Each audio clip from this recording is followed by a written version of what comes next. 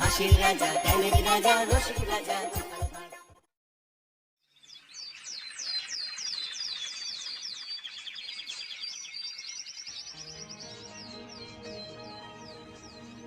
বিজ্ঞানী, আমি অত্যন্ত আনন্দিত যে বেশ কিছুদিন পর তুমি তোমার নতুন আবিষ্কারের কথা বলতে চলেছ।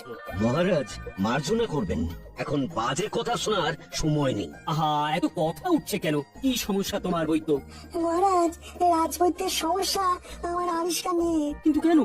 আমি একটি বলবর্ধক শক্তি বৃদ্ধিকারী পাঁচন আবিষ্কার করেছি। এখানেই আমার সমস্যা। এত কিছু যন্ত্র থাকতে তুমি পাঁচন আবিষ্কার করবে কে হে? পাঁচনের বিভাগ তো আমার বিভাগ, কারণ এটির মানুষের শরীরের আর স্বাস্থ্যের সম্পর্ক আছে। তুমি এই পাঁচন আবিষ্কার করবার আগে আমার অনুমতি নিয়েছো? শোনো হে বৈদ্য, তুমি কবিরাজ হতে পারো, কিন্তু তোমাকে বলে রাখি যে কারো অনুমতি নিয়ে কোনো আবিষ্কার আজ অব্দি আমি করিনি। তুমি পাঁচজন শুনে নিজের একচেটিয়া আধিপত্য খর্ব হওয়ার ভয় পাচ্ছ, কিন্তু যাতে মানুষের রাজ্যের উপকার হয় সেটাই আমার লক্ষ্য থাকে। হ্যাঁ বৈদ্য, আমি বিজ্ঞানীর সাথে সহমত। বিজ্ঞানীর আবিষ্কার করার কাজ বিজ্ঞানী করেছে, তবে তোমার সংশয় আমি বুঝতে পারছি আর তার সমাধানও আছে আমার কাছে। তার আগে শুনি এই আবিষ্কারের নমুনা। বলো বলো বিজ্ঞানী, বলো। মহারাজ, আমি যে পাচন আবিষ্কার করেছি সেটা অত্যন্ত গুরুত্বপূর্ণ পাচন। যেই পাচন সেবন করবে মুহূর্তের মধ্যে তার শরীরে বাঘের মতো জোর চলে আসবে। সেই মুহূর্তে পাচনের প্রভাবে তার হাত পা নিষ্পিস করবে জোর দেখানোর জন্য। পুরুষ হোক বা মহিলা, সে সেই মুহূর্তে যাকে সামনে পাবে তাকে ঘুষিও মেরে দিতে পারে। হ্যাঁ মানে সে একেবারে হিতাহিত জ্ঞান শূন্য হয়ে যাবে, তাই তো? হ্যাঁ, ঠিক তাই। ওরে বাবা, মানে আমি যদি আমার গিন্নিকে এই পাঁচন সেবন করাই, তাহলে সে আমাকে ঘুষিও মেরে দিতে পারে? সেই মুহূর্তে সামনে দাঁড়িয়ে থাকলে নাক ফাটবার সম্ভাবনা প্রবল। কি উদ্ভট আবিষ্কার মহারাজ! এতে আমাদের সমাজের কি উপকার হবে? আমি কি এই পাঁচন রোগীকে পথ্য বা ঔষধ হিসাবে দিতে পারি? সত্যি তো, এ তো সম্ভব নয় বিজ্ঞানী। এই আবিষ্কারে আমাদের কি উপকার হবে? মহারাজ, যদি যুদ্ধ শুরু হয় তবে আহত সৈনিকদের জন্য এটি এক অব্যর্থ ওষুধ। এমন যুদ্ধের কোনো সম্ভাবনা আছে বলে তো মনে হয় না। তাও তুমি যখন এটি আবিষ্কার করেই ফেলেছো, তখন এটির স্বীকৃতি তো দিতেই হবে। মহারাজ, আমার বিনীত অনুরোধ আপনার কাছে যে আমি এই পাচনের গুণাগুণ পরীক্ষা করে দেখব, এবং যদি সন্তুষ্ট হই তারপর আপনি স্বীকৃতি দেবেন। বেশ তো, তাই হবে। বুঝলে বুঝলে বিজ্ঞানী, অত সোজা নয়। আমি সব বুঝে মতামত দিলে তবেই এটা আবিষ্কার বলে গণ্য হবে। হ্যাঁ, তার গণ্যমান্য ব্যক্তিরা মতামত দিলে তবেই না আবিষ্কারের মজা। বিজ্ঞানী, তুমি অন্য কোনো যন্ত্র আবিষ্কার না করে এইসব পাচন আবিষ্কার করছো, তার কারণ হচ্ছে তুমি আমাকে হিংসা করছো। মহারাজ, বৈদ্যর নিজস্ব একটা সম্মান আছে, আর এখানেই বৈদ্য আঘাতটা পেয়েছে। মহারাজ, একটি বিনীত অনুরোধ আছে। বলো বলো, তুমি বলো। পাঁচনের পাঁচালি হোক বন্ধ, দূর হোক আমাদের কবিরাজের দ্বন্দ্ব। মহারাজ, আমি নিজে এই পাঁচন খেয়ে দেখতে চাই, সাথে অবশ্যই বৈদ্য থাকবে। না না না না, তোমার যদি কিছু হয়ে যায় গোপাল। হ্যাঁ, সে বিষয়ে আপনি 100% নিশ্চিন্ত থাকুন মহারাজ, গোপালের কিচ্ছু হবে না। বেশ তো, তাই হবে। ওহে জ্যোতিষী, মহারাজ, পরশু সকালে একটা শুভ যোগ আছে, তখনই পরীক্ষা করা বাঞ্ছনীয়। বেশ, পরশু সকালে বিজ্ঞানীর গবেষণাগারে পরীক্ষা হবে। তারপর সবাই মিলে রাজসভায় এসে আমাকে ফলাফল জানাবেন। আজকের মতো রাজসভা তাহলে এখানেই শেষ করি। আর হ্যাঁ, আগে বৈদ্য পাচন সেবন করে দেখবে, তারপরে বাকিদের সেবন নিয়ে ভাবনা চিন্তা করা যাবে।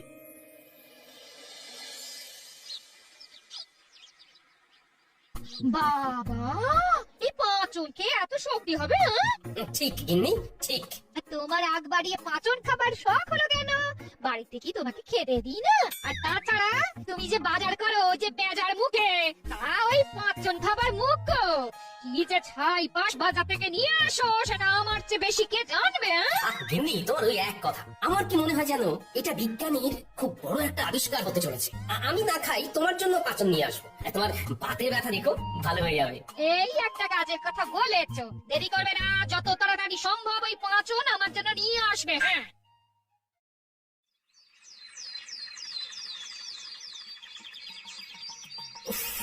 এমনিতেই দেরি হয়, আর এখন গিন্নি আরো আমার দেরি করে দিল। উত্তর। পাচনের কথা গিন্নিকে বলাটাই বড় ভুল হয়ে গেছে। এখন দিন রাত আমার কানে খালি পাচনের নামটা পড়বে। ওই শয়তান গোপাল যাচ্ছে রাজবাড়ির দিকে। আরো জোরে চল, আরো জোরে চল, একেবারে ধুলোয় পোত আর সেই সাথে গোপালকে ঢেকে দে। আরো জোরে, একেবারে গোপালের সামনে গিয়ে দাঁড়া।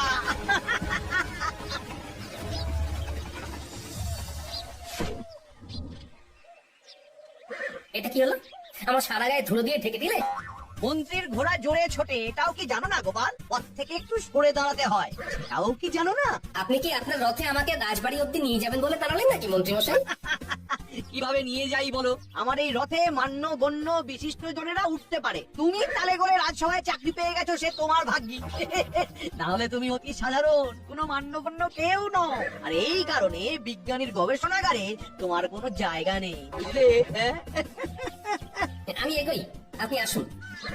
এইভাবে ধুলো পোশাকে রাজসভা যেতে তোমার লজ্জা করবে না গোপাল? হ্যাঁ? লজ্জা? আমি নির্লজ্জ মন্ত্রী মশাই, আপনারই মতো। কি এত বড় কথা? এই চল। এই শয়তানটার নিশ্চয়ই কোনো মতলব আছে, ওকে একটু নজরে রাখতে হবে দেখছি।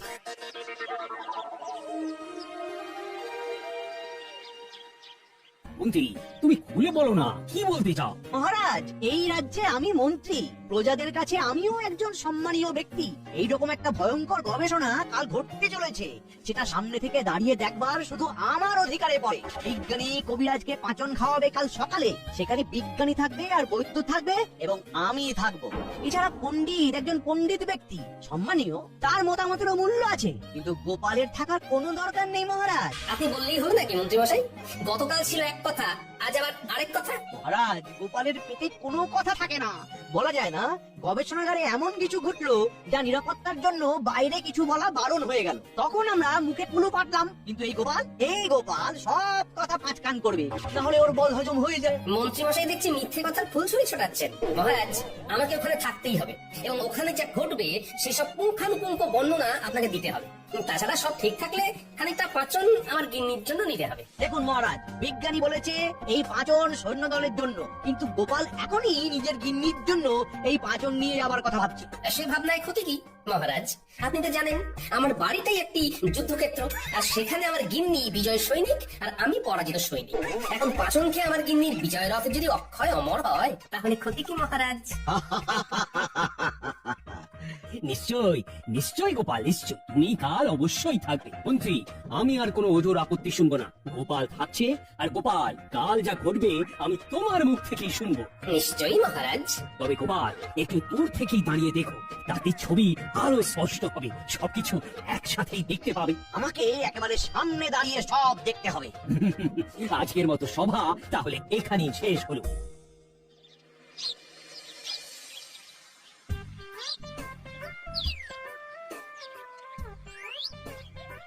ঠিক ধরেছি, মন্ত্রীর মুখে চোখে দুষ্টুমির ঝিলিক দেখেছি।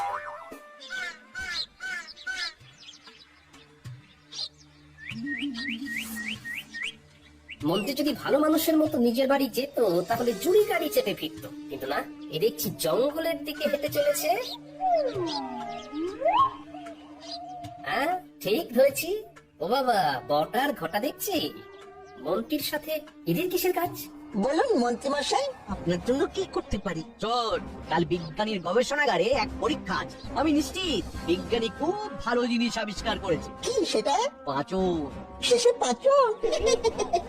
সেটাও গাছ করতে হবে নাকি? হাসিস নে, গা জ্বলে যা।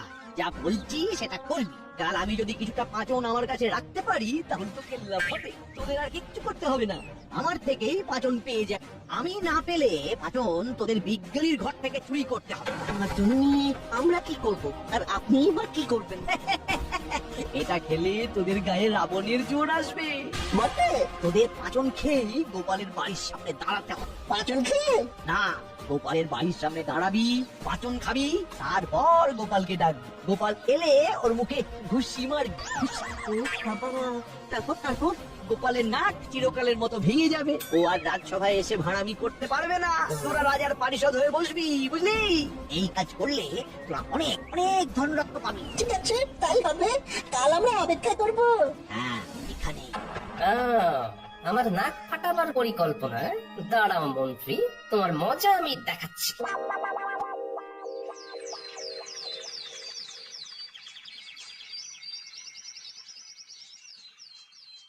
তাহলে শুরু করা যাক। এই কবিরাজ মশাই, এই সামনের একটা পাত্রে আমার আবিষ্কারের পাঁচন আছে। পাচনের পরিমাণ কি এইটুকুই? না মন্ত্রী মশাই, ভিতরে একটি বিশাল বড় কড়াইয়ে পাঁচন রয়েছে। ওই পাঁচন 1 যুগ থেকে যাবে, নষ্ট হবে না। বেশ বেশ বেশ, কি বুঝছো কবিরাজ? এই পাচনের পুরোটাই খেতে হবে। না না, এই দেখুন, এইটুকু পরিমাণ। এইটুকু পাচনে তোমার শরীরে বাঘের চোট চলে আসবে। না না, সিংহের মতো হতে পারে। যাই হোক, আমার কিন্তু বিশ্বাস হচ্ছে না, তবু আমি এটা গিলে নেব। তা এটি খেতে কেমন? মিষ্টির তরল। হাসালে বিজ্ঞানী, হাসালে। পাচন আবার মিষ্টি তরল, কোনদিন কেউ শুনেছে? এটাও আমার আবিষ্কার। আপনি পান করুন, সঙ্গে সঙ্গে আপনার প্রচন্ড জ্বর চলে আসবে, হিতাহিত জ্ঞান থাকবে না, তবে অল্পক্ষণের জন্য। মন্ত্রী মশাই, আপনি বৈদ্যর অত কাছে যাবেন না। সে তোমাকে না ভাবলেও চলবে গোপাল, আমি মন্ত্রী, আমাকেই ভাবতে দাও না। দেখি ভালো করে। এবার পাঁচনটি গিলে ফেলুন, ভয় নেই। আরে না না, কোনো ভয় নেই, কোনো ভয় নেই, আমার বিজ্ঞানীর ওপর পুরো ভরসা আছে। বেশ।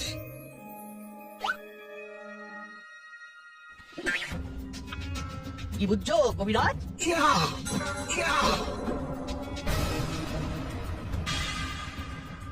ওরে বাবারে! এ আমি কি শুনলাম? মন্ত্রীকে উড়িয়ে দিলে যে, আমাকে মারবে নাকি?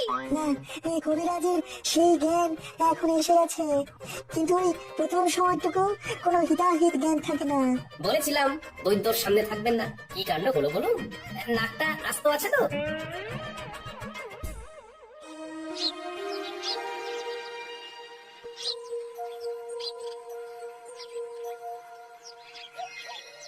প্রণাম মহারাজ। গোপাল, এসে গেছো? বলো বলো বলো, কি সংবাদ? নিজের চোখে দেখে এলাম মহারাজ, বিজ্ঞানীর অভূতপূর্ব আবিষ্কার। পাচন খেয়ে রাজবৈদ্য মুহূর্তের মধ্যে প্রচন্ড শক্তিশালী হয়ে উঠলো। বাহ বাহ বাহ, চমৎকার! পণ্ডিত, মন্ত্রী, বিজ্ঞানী, বৈদ্য সবাই নিশ্চয়ই রাজসভায় এসে উপস্থিত হয়েছে। চলো চলো তাহলে রাজসভাতেই যাওয়া যাক। মানে বৈদ্য এখন ওই মন্ত্রীর চিকিৎসা করছে। সে কি, কেন? মন্ত্রীর কি হয়েছে? মানা করেছিলাম যে বৈদ্যর অত সামনে দাঁড়াবেন না। কে শোনে কার কথা মহারাজ? আমাকে বুঝিয়ে বলো। বৈদ্য একখানি খুশি মন্ত্রীর নাকে বসিয়ে দিয়েছে। হ্যাঁ, সে কি, কেন? মহারাজ, এই পাচন খাবার পর আর কারো হিতাহিত জ্ঞান থাকছে না। খানিক পর যখন সে উপলব্ধি করছে, ততক্ষণে সে সামনে যাকে পাবে তাকেই ঘুষি মেরে দিচ্ছে। তবে যে এ অতি বিপজ্জনক আবিষ্কার। কিন্তু মহারাজ, তার থেকেও বিপজ্জনক খবর আছে। কি গোপাল? আগে আমার প্রাণ সংশয় হতে চলেছে যে। তোমার প্রাণ সংশয়? না না না না না, সে তো আমি বেঁচে থাকতে হতে দেব না গোপাল। তবে মহারাজ, আমি যা বলছি মন দিয়ে শুনুন।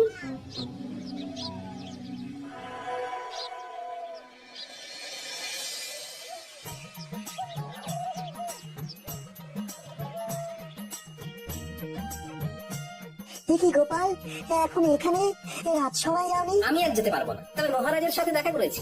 তুমি কিন্তু অবশ্যই রাজসভাতে যাবে। মন্ত্রী মশাই কোথায়? এই মন্ত্রীমশাই নাকে ছোট হয়েছে, বৈদ্য খাবড়ে গিয়ে ওর ঘরে মন্ত্রীমশাইকে নিয়ে গেছে। সেখানে থেকে নাকের ব্যথা একটু কমলে সবাই রাজসভাতে যাবে। খুব ভালো, খুব ভালো। এই ফাঁকে আমাকে কিছু কাজ সেরে রাখতে হবে।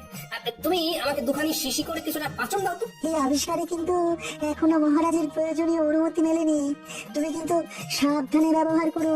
সে আর বলতে, এই পাচন বাইরে কাউকে দেওয়া যাবে না। নিয়ে যাও, তবে খুব সাবধান, কিন্তু নমুনা তো দেখলে। হুম।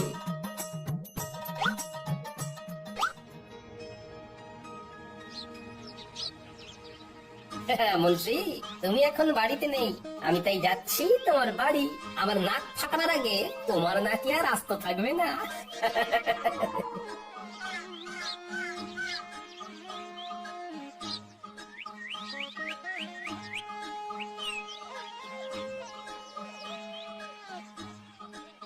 কি চমৎকার! এই সময় গোপাল রাজসভায় না গিয়ে এখানে? রাজসভায় তো রোজই যাই, আজকে একটু ছুটি নিলাম। ভাবলাম একবার সাক্ষাৎ করে আসি। মন্ত্রী মশাইয়ের সাথে একটু আলোচনাও ছিল। কিন্তু তিনি তো এখন রাজসভাতে আছেন নিশ্চয়। সেটাই সম্ভব, তিনি তো আমার মতো টুক করে ছুটি নেন না, তার তো অনেক কাজ। তবে আমি ভাবলাম এত বড় আবিষ্কার হলো, তিনি মনে হয় বাড়িতেই আসবেন। তাই নাকি? কি কি কি আবিষ্কার শুনি শুনি? অদ্ভুত মিষ্টি পাঁচন, খেলে 100 হাতির জোর হয় সঙ্গে সঙ্গে। ও বাবা, আমি খেলেও এরকম হবে বুঝি? হবে না মানে? আলবাত হবে, হতেই হবে। আমার তো মনে হয় এর চমৎকার মন্ত্রী মশাইকে একবার দেখি। কিভাবে? কোনো ব্যাপার না, মন্ত্রী মশাই যখন ঘরে আসবে তখন আড়াল থেকে মুখে ঢেলে মন্ত্রী মশাইয়ের সামনে গিয়ে দাঁড়াবেন। আড়াল থেকে কেন? তবেই তো মজা। মন্ত্রী মশাইয়ের যদি না জানা থাকে যে তার গিন্নি পাচন খেয়েছে, তাহলে আপনার শরীরের জোর দেখে একেবারে চমৎকার হয়ে যাবে। বাহ, চমৎকার! এটা কিন্তু খুব খুব সুন্দর হবে। সুন্দর বলে সুন্দর, মন্ত্রী মশাই একেবারে ধন্য ধন্য করবে। তাই হবে গোপাল, তাই হবে। আমি এখন আসি।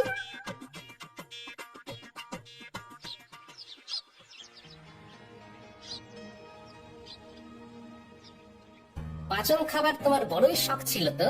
নাও, এখন খাবে না। আজ রাতে দুজন বদমাশ আমাকে মারতে আসবে, তারা আমাকে ডাকবে, তুমি তখন ঢক করে পাচন খেয়ে দরজা খুলে বেরোবে। আর তুমি কি লুকিয়ে থাকবে? তোমার কোনো চিন্তা নেই গিন্নি, আমি তোমার পাশেই থাকবো। আর মহারাজ সব জানেন, কিন্তু হাতে নাতে ধরবে বলে এখন তাদের কিছু বলা হচ্ছে না। বিকেল হয়ে এলো, মন্ত্রী মশাই নিশ্চয়ই বাড়ি ফিরেছে। কি হলো গিন্নি? কোথায় কোথায় গো? এই রাজ্যের একমাত্র মন্ত্রী তার ঘরে প্রবেশ করেছেন, তাকে এখন খাতির করো। কি হলো গিন্নি? এরকম মুখ করতো কেন? ওরে বাবা, ওরে বাবা, এই মুখ আমার বড় চেনা লাগছে। ওরে বাবা, কি হে ভগবান, এ আমি কি করলাম? কে তোমাকে পাচন এনে দিয়েছে গিন্নি? কে দিয়েছে? গোপাল যে এনে দিল আর বললো এই পাচন খেয়ে তোমার সামনে দাঁড়ালে আমার জোর দেখে তুমি খুব খুব খুশি হবে। গোপাল, গোপাল, তোমার আমি শেষ দেখে ছাড়বো আজ রাতেই।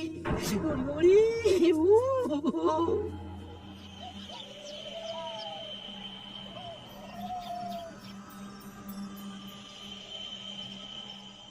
যা, তোরা দুজনে পাচন খেয়ে গোপালের ঘরের দরজায় টোকা দে। যা, টোকাতে ঘুম ভাঙবে না, ধাক্কা চাই, ধাক্কা। চল বড়টা।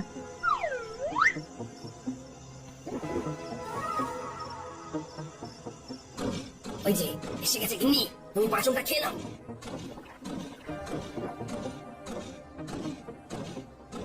চমৎকার, এবার দরজাটা খুললো।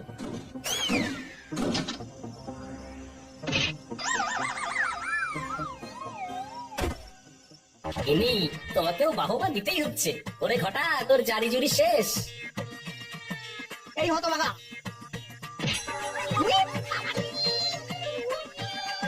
আমার নাক বলে আর কিছু রইল না গো। ওরে বাবা, বিজ্ঞানী, পাঁচন নিয়ে এসেছো? হ্যাঁ মহারাজ। ওই তোকে আসতে বারণ করেছে, কিন্তু সভাকবি, পণ্ডিত, জ্যোতিষী তোমরা এক এক করে পাঁচন খেয়ে মন্ত্রীর সামনে দাঁড়াবে আর মন্ত্রীকে খুশি মারবে। মন্ত্রী যা করেছে এটাই তার শাস্তি। এবার কি বলো? নির্ভুল মহারাজ। আমাকে আমাকে মাফ করুন মহারাজ। আসলে আসলে গোপাল সব সময় আমাকে অপমান করে। আমি তো লক্ষ্য করি সব অপমান তো তুমি করো মন্ত্রী। আর পাচ্ছি না মহারাজ। ওরে বাবা, সব ভালো যায়, শেষে গোপাল থাকে যায়। গোপাল, আগে মহারাজ। গোপাল, মন্ত্রীর সামনে দাঁড়াও, এই দাঁড়ালাম মহারাজ। পাঁচন খাও। এবার কি করবে গোপাল? আমি তো মন্ত্রীর নাক দেখতে পাচ্ছি না মহারাজ, একেবারে চ্যাপ্টা হয়ে গেছে। তবুও আপনি যখন বলছেন তখন